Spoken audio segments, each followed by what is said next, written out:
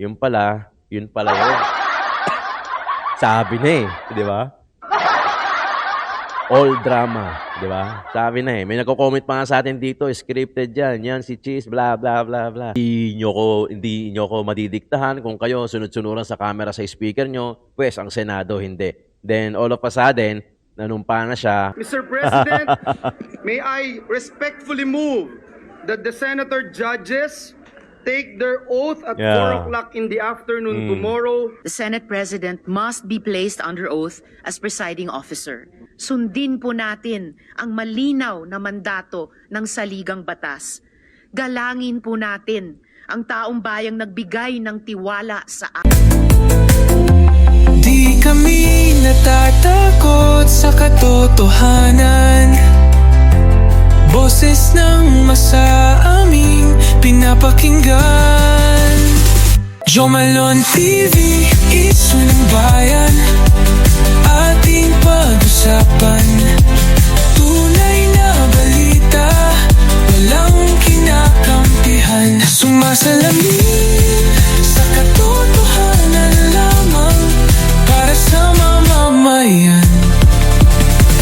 Totoo ang laban, hindi puro drama, di rin chismisan. Lahat ng tanong may klarong kasagutan. Kasama ka dito sa diskusyon, boses mo may halaga sa solusyon. Laging alerto, mapagmatsyag, truth ang hanap. Di kami natitinag, walang palusot, walang dayaan. Tunay ang serbisyo, diretsong usapan. Jomalon TV, issue ng bayan. Ating pag-usapan. Tunay na balita, walang kinakampihan. Sumasalamin sa katotohanan lamang para sa mamamayan. Totoo ang laban, walang kulay, walang kampi. Balita, talakayan, katotohanan para sa bayan.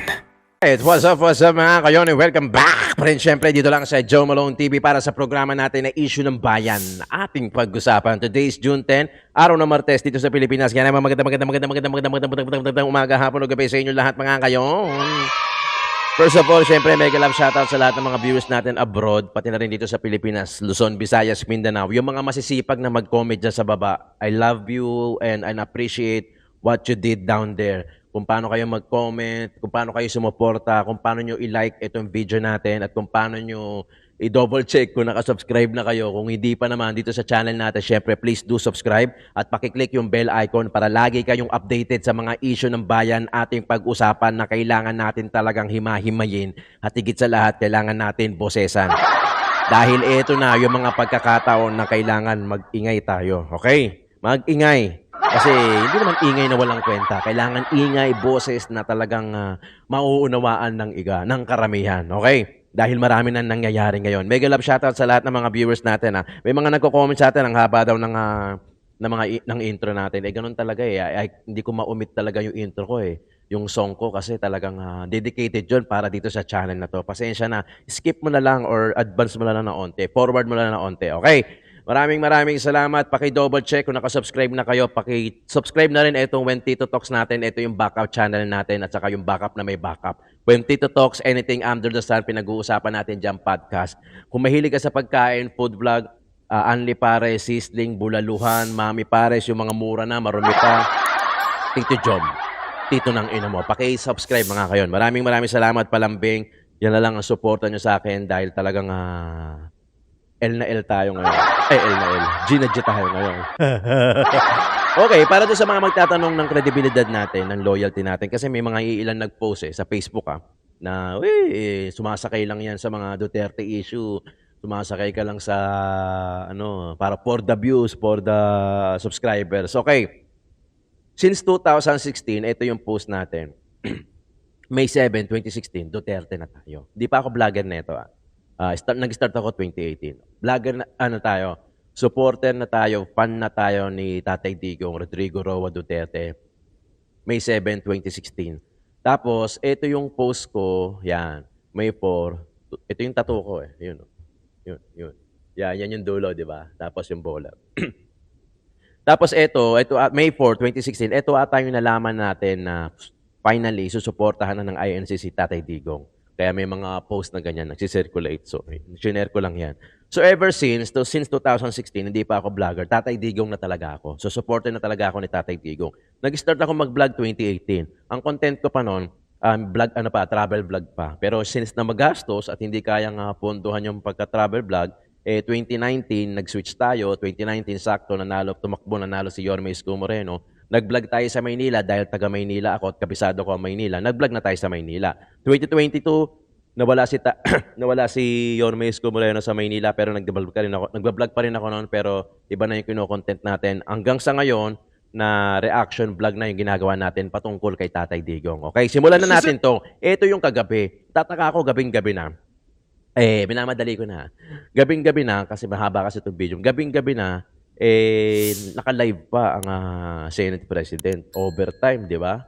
Yun pala yun. Sabi na di ba? All drama, di ba? Sabi na may nagko-comment pa nga sa atin dito, scripted yan si Cheese, bla bla bla bla. O eto na yun.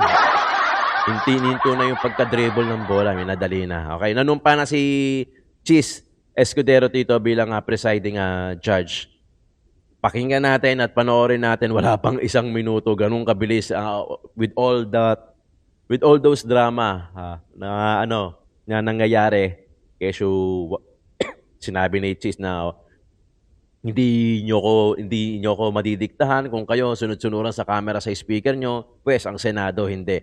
Then all of a sudden, nanumpa na siya, wala pang 1 minuto, pakinggan natin at panoorin Mr. natin. President, may I reiterate my previous motion, Mr. President? Mr. President, I move that the Senate Secretary, Mr. President, I move that the Senate President Gulo, natataranta pa will now take his oath as the presiding officer of the impeachment proceedings, Mr. President. I so move, Mr. President. Any objection? Hearing none. Motion Yan na. is the motion is approved. Chair would like to call on the Senate Secretary to ascend the rostrum to administer the oath.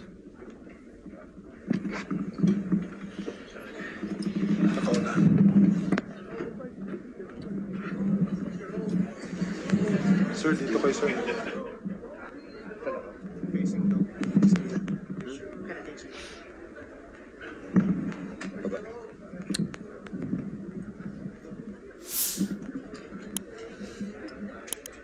Poging-pogi!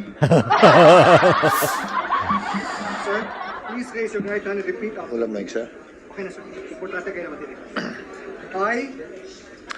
I, Francis Cheese G. Escudero, solemnly swear solemnly swear that in all things appertaining to that in all things appertaining to the trial of the impeachment of the trial of the impeachment of Vice President Sara Zimmerman Duterte, Vice President Sara Zimmerman Duterte, now pending, Yan na. I will do impartial justice I will do impartial justice according to the Constitution according to the Constitution and laws of the Philippines. and laws of the Philippines. So help me God. So help me God. Go, grabe. Wala pa 1 minuto. Tapos.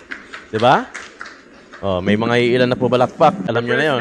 Mr. President, may I respectfully move that the senator judges take their oath at Yeah. 4 o'clock in the afternoon tomorrow, June 10, 2025. And Ngayon again, yan. reiterate, Mr. President, what this representation made mention a while ago, that after the oath-taking of the senator judges, the court will be constituted but not convened yet, Mr. President. Thank you, Mr. President. So Duly moved. noted and entered into the records. Is there any objection to the motion? Alas 4 ngayon. Ang Hearing none. oath-taking ng mga Motion is senators. approved. Majority Leader. Ayun. Oh. Alas 4, mamayang hapon, yung oath-taking ng mga senators, then tuloy-tuloy na, iko-convene na. Baka bukas yung June 11, malamang. Sa pagkakaalam ko, yung presentation ng articles of impeachment kung saan aaralin na yan ng mga senators. At mamaya, ay sasabihin ko sa inyo kung gaano kabilis. Panoorin nyo hanggang dulo. Panoorin nyo hanggang dulo. At matutuwa kayo na maiinis, di ba? kung matatawa ka na lang eh. Matatawa ka na lang na talagang malalaman mo na talagang pinapast track nila. Gusto nilang madaliin. Tatapusin nila na 19-day impeachment trial. Pucha, lupit, di ba? Talagang hahabulin at hahabulin. Mamaya magbigay tayo ng komento. Meanwhile, panoorin natin Coco Pimentel at Risa Hontiveros. Isa sa mga iilan na talagang atat na atat. Na talagang simulan na ang impeachment trial. Mr. President, Majority Floor Leader. the good minority, the distinguished minority leader is urgently seeking the floor. I Mamadali. move that he be recognized. What is the pleasure of the Honorable Minority Floor Leader, the Honorable Aquilino Pimentel? Thank you, Mr. President. I rise today on a question of privilege. That's why I'm asking for the understanding of our colleagues that their explanation. I yield, Mr. President, to the minority leader. Thank you. May be heard later, Mr. President. Under Section The 107, gentleman may proceed. under Section 107 of the Rules of the Senate. Section 107, questions of privilege are those affecting the rights, privileges, reputation, conduct, decorum, and dignity of the Senate or of its members, as well as the integrity of its proceedings. A substantial number of our constituents. The root cause of this is the apprehension of our people, based on recent pronouncements and developments, that there will be no impeachment trial against Vice President Sara Duterte. Respected academic institutions and other organizations have spoken with one voice. We call on the Senate of the Philippines to comply with its constitutional duty to forthwith proceed with the impeachment trial of Vice President Sara Z. Duterte. These are the UP College of Law Faculty, the Philippine Political Science Association, the San Beda University Graduate School of Law, Yan yung mga the nagpo-post. Ateneo School of Government, De La Salle University, University of Santo Tomas, and Adamson University, among others. I am submitting copies of their statements to the Secretariat to form part of the records of the Senate. The people have also taken to Facebook, TikTok, Twitter, and other social media platforms to voice their concerns and frustrations. Across these channels, the sentiment is clear and growing. Nagkaroon ng agam-agam ang taong bayan. Bakit parang pinapatay na ang impeachment proceedings? This question reflects a deep unease among our citizens, a growing fear that the impeachment process is being deliberately stalled or even quietly ended. There is confusion as well as distrust at a time when our constitutional duty demands decisive and quick action and not unnecessary delays and endless debate on whether our duty is optional, captured by the phrase, if at all. What is that constitutional duty which I have just mentioned? It is a mandate or directive addressed to the Senate and is found in Article 11, Section 3, Paragraph 4 of the 1987 Constitution. And I will read it. In case the verified complaint or resolution of impeachment is filed by at least 1/3 of all the members of the House of Representatives, the same shall constitute the articles of impeachment, and trial by the Senate shall forthwith proceed. Tintik na forthwith yan. Since the time we received the articles of impeachment from the House of Representatives on February 5, 2025, I have been very vocal that trial by the Senate shall forthwith proceed. Yan na naman. I wrote the Senate President a letter dated February 14, 2025, expressing the following ideas, and I quote from the said letter. According to the Merriam-Webster Online Dictionary, forthwith means without any delay or without interval of time. Its synonyms include immediately, instantaneously, instantly, presently, promptly, right away, right now, straight off, and straight away, among others. Considering that the 1987 Constitution was promulgated in both English and Filipino, we must examine its official Filipino translation. Kung ang pinanumpaang sakdal o resolusyon sa impeachment ay affirms that it is the Senate's duty to act on the impeachment case of Vice President Sara Duterte without any delay or without interval of time. I repeat that this is the Senate's duty. Senate I am duty. submitting a copy of my letter dated February 14, 2025 to the Senate Secretariat to form part of the records of the Senate. In spite of all of my efforts Member of the minority na nga ako. I am also being hit by all these attacks against the Senate. How much more kayo pong nasa majority? We should all be concerned about what is happening. One writer wrote, all of the country's senators, yes, all of them, as embodiments of the Senate, are failing the Filipino people. Hence, I have every right to stand up to express my question of privilege as I worry about our beloved institution's reputation, integrity, dignity, and even our place in Philippine history. It is now June 9, 2025, Kagabi. or more than 4 months since the filing of the articles of impeachment, and the Senate has not yet started the trial. Tama lang po na mainip ang taong bayan kung kailan ba natin gagampanan ang constitutional duty natin. Indeed, there is a reason for the no trial fears of our countrymen. To remind us, the articles of impeachment transmitted by the House of Representatives on February 5, 2025 read as follows. Article 1. Respondent betrayed the public trust, committed culpable violations of the Constitution, and or committed high crimes in contracting an assassin and plotting to murder or assassinate the incumbent president, the First Lady, and Speaker of the House of Representatives, as publicly admitted by her in a live broadcast. Article 2.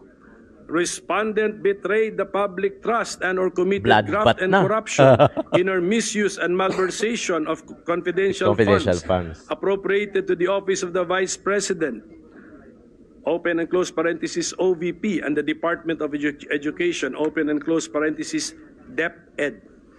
Article 3. Respondent betrayed the public trust and or committed bribery and or other acts of graft and corruption in violation of Republic Act number 3019. Article 4. Respondent committed culpable violations of the Constitution and or betrayal of public trust in amassing unexplained wealth and failing to disclose all her properties and interest in properties in her statement of assets and net worth. Trust and or culpable violations of the Constitution and even the high crimes of sedition and insurrection. Article 7. The totality of respondents' conduct as Vice President, including her commission of the foregoing acts, clearly display conduct constituting a betrayal of public trust, culpable violations of the 1987 Constitution, and graft and corruption. These allegations are serious. They demand nothing less than a prompt and faithful discharge of our constitutional duties. Actually, all matters of impeachment are serious and important. Just look at the grounds provided by the Constitution. Culpable violation of the Constitution, treason, bribery, graft and corruption, other high crimes, and betrayal of public trust. The Senate President refused to convene the Senate as the impeachment court from February to May 2025 because he believes that the Senate could not act on the articles of impeachment while it was not in legislative session. We have an honest difference of opinion on this matter. For the record, I believe that the Senate has a separate existence as the impeachment court from the Senate, which is a part of the legislative department. The Senate as the impeachment court is governed by Article 11 of the 1987 Constitution. The Senate, as a part of the Legislative Department, is governed by Article 6. In short, legislative functions of the Senate are found in Article 6. The other functions of the Senate found outside of Article 6 of the Constitution are therefore what we can call the Senate's non-legislative functions. This conclusion is bolstered by the case of Pimentel Jr. versus Joint Committee of Congress, which involved the function of the Senate as part of the National Board of Canvassers for President and Vice President, a function which is found in Article 7 of the Constitution. The Supreme Court ruled in this case that the legislative functions of the 12th Congress may have come to a close upon the final adjournment of its regular sessions on June 11, 2004, but this does not affect its non-legislative functions. What is more important to me is the entry in the judgment which states as follows. In sum, despite the adjournment sine die of Congress, there is no legal impediment to the Joint Committee completing the tasks assigned to it and transmitting its report for the approval of the joint public session of both houses of Congress, which may reconvene without need of or undeniable that the Senate has duties and functions that are not legislative in nature. As an additional argument, still on this honest difference of opinion, let us look at Article 6, Section 19 of the Constitution. Meron naman yung copy ng rules natin dyan ng Constitution. This section talks about two bodies of which Congress, including the Senate, is a member of: the electoral tribunals and the Commission on Appointments. There is a sentence here in that section that the Commission on Appointments shall meet only while the Congress is in session. Meaning to say that if the sentence were not in the Constitution, then the Commission on Appointments can meet even while the Congress is not in session. The electoral tribunals can therefore meet even when the Congress is not in session because there is no such sentence applicable to the electoral tribunals. Unlike the provisions concerning the Commission on Appointments, there is no similar constitutional limitation found in Article 11 on when the Senate as the impeachment court can convene, meet, or hold sessions in order to perform its functions. Ulitin ko, wala pong sinasabi na ang Senado as the impeachment court shall meet only while the Congress is in session. Wala. Wala po yan. Clearly, therefore, the Senate as the impeachment court could have proceeded with the trial of the articles of impeachment even if the Senate as a legislative body was not in session. But that period of time from February to May 2025 is lost time already. Like water which has passed under a bridge. To remedy the situation, let us focus on the here and now. Per the proposed calendar of the impeachment trial, attached as Annex A to the letter of the Senate President addressed to all senators dated February 24, 2025, we were supposed to have allowed the panel of prosecutors to present the articles of impeachment on June 2, 2025 at 3 p.m. and to have convened the Senate as June 3. the impeachment court on June 3 at 9 a.m. I am also submitting a copy of the letter of the Senate President dated February 24, 2025 with its Annex A to the Secretariat to form a part of the records of the Senate. It is stated in the said Annex A that the Senate hopes to adhere to the foregoing schedule and considering that both the prosecution and defense will have ample time to prepare for the proceedings, will not tolerate any dilatory motion or pleading. Before June to arrive, a clear constitutional command. It suggests that even after the articles of impeachment have been read and presented, the convening of the impeachment court might still be discretionary or optional. This use of the if at all phrase has not escaped the notice of our citizens. The situation is exacerbated by the pronouncement of the Senate President that, in the end, Senate plenary is supreme. Add to this the circulation of a resolution, although admittedly a draft, declaring the impeachment case de facto dismissed.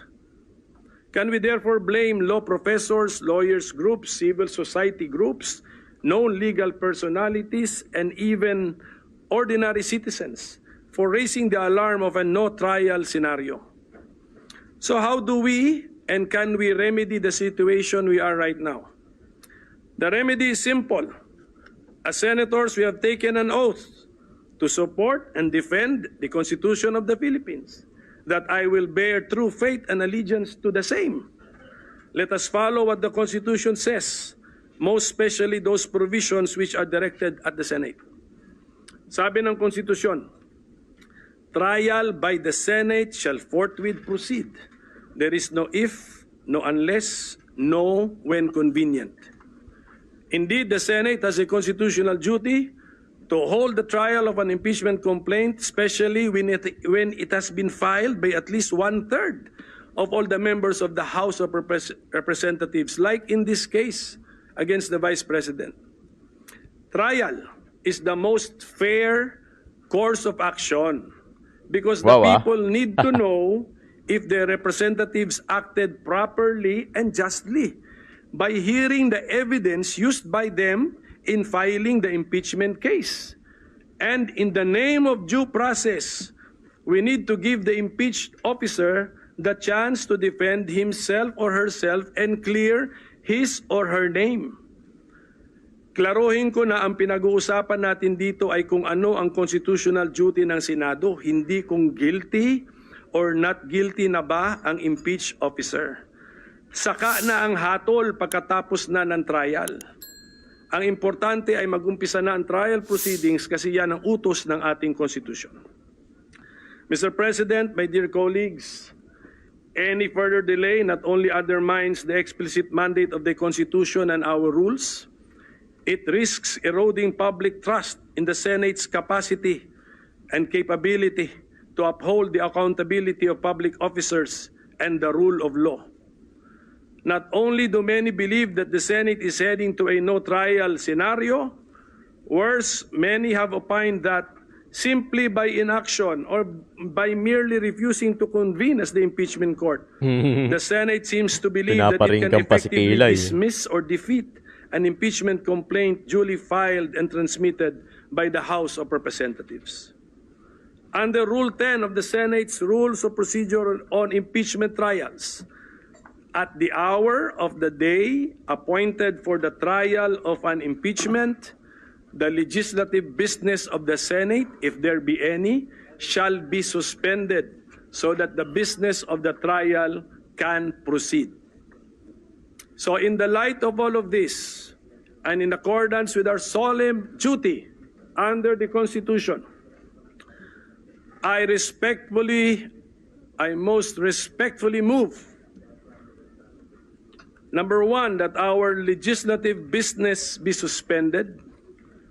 Number two, that we already convene as the impeachment court at this very moment and come up with a calendar for the trial thereof. Number six, that tomorrow, Yan na yung June calendar. 10, 2025, at 2 o'clock in the afternoon, the impeachment court call the impeachment case for the presentation and reading of the articles of impeachment by the panel of prosecutors of the House of Representatives. And number seven, that thereafter, the writ of summons be issued to the impeached officer. So I so move, Mr. President. Ayan, What si is the Risa. pleasure of the Honorable Ontiveros? Ayan na, si Risa naman. Ayan yung mga ano eh. Salamat, Yung Abi, mga Mr. gustong President. I magsimula wish agad to eh. second the motion of the Minority Leader through a manifestation. All the motions of the Minority Floor Leader? That is correct, Mr. President. Duly noted. May I deliver my manifestation seconding the motion of the Minority Leader, Mr. The lady may President? proceed. Salamat, Abi, Mr. President. I second the motion of the good Minority Leader. Forthwith, and with no further delay, the Senate President must be placed under oath as presiding officer. He must then administer the oath to the members of the Senate as judges of the impeachment court.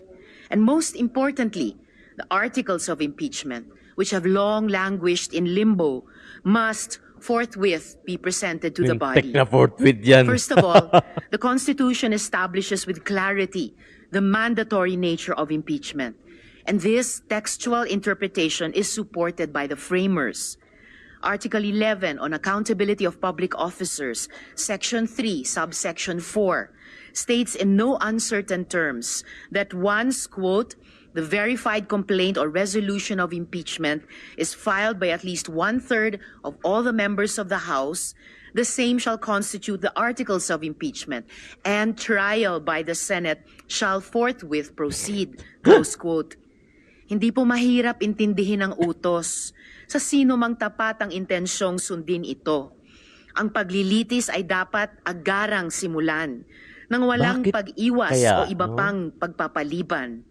In fact, retired Justice Adolfo Azcuna, who wrote the procedural section that included the word forthwith, said that it meant, and I quote, immediately and without unreasonable delay, or in the national language official version, agad-agad, close quote.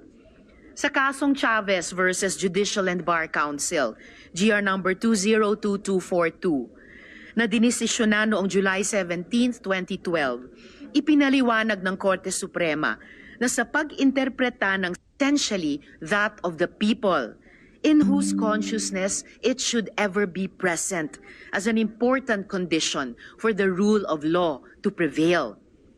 Wala pong pagdududa. The impeachment trial must begin immediately, agad-agad, walang pag-iimbot. Yan rin ang paninindigan ng mga mismong naging bahagi ng pagbuo ng ating konstitusyon, kasama sina Attorney Rene Sarmiento, Chairperson Christian Monsod, at ang nabanggit kong si retired Supreme Court Justice Azcuna. Kahit ang mga propesor at praktikante ng batas sang-ayon na dapat simulan ang paglilitis sa lalong madaling panahon. Kasama dito ay mula sa Philippine Bar Association, University of the Philippines College of Law, Ateneo Schools and Colleges of Law, De La Salle University Tanyada Jokno School of Law, San Beda University Graduate School of Law, Philippine Law School, University of Santo Tomas, Dami, Lyceum of the Philippines College of Law, Adamson University College of Law, Colegio de San Juan de Letran, at Union of People's Lawyers Mindanao. I will submit these statements to the Secretariat and ask that they be made part of the official records of the Senate as annexes to this manifestation, seconding the motion of the Minority Leader. Moreover, a textual reading of the provisions on impeachment vis-a-vis the other provisions involving the legislature actually supports the contention that the impeachment proceeding is not bound by the legislative calendar. Ayon sa saligang batas, quote, the Commission on Appointments shall meet only while the Congress is in session at the call of its chairman or a majority of all its members to discharge such powers and functions as are herein conferred upon it, close quote. There is no such qualifier to be found in the provisions on impeachment. Secondly, beyond the textual clarity of the Constitution, the law should be interpreted to give life to its spirit. Ratio legis est anima. I am here before you to also appeal to the deeper purpose of the law. And the spirit of the impeachment power is unmistakable. It is accountability. It is to ensure that no public officer, however powerful, is above the Constitution. Sinasabi nila na ang impeachment ay nasa Article 11 or Accountability of Public Officers portion ng ating saligang batas at hindi nasa legislative powers o Article 6 to underscore that impeachment was never meant to be part of the legislative process. Abogado, itinakda ang mga ito para bigyang kahulugan at kapangyarihan ang taong bayang Pilipino. Sa pinakaunang probisyon ng Article 11 kung saan matatagpuan ang impeachment ay nakasaad, quote, public office is a public trust. Public officers and employees must at all times be accountable to the people, close quote. Sa Article 1, Section 1 naman, quote, sovereignty resides in the people and all government authority emanates from them, close quote.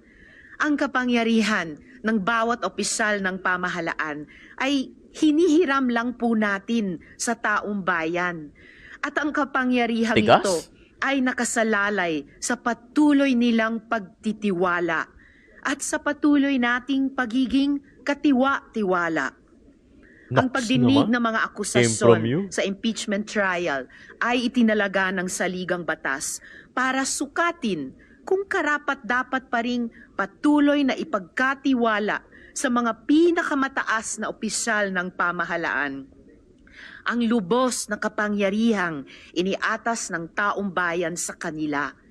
Proteksyon nito laban sa pagbabaluktot ng batas, malubhang abuso, korupsyon at pagtataksil sa interes ng publiko.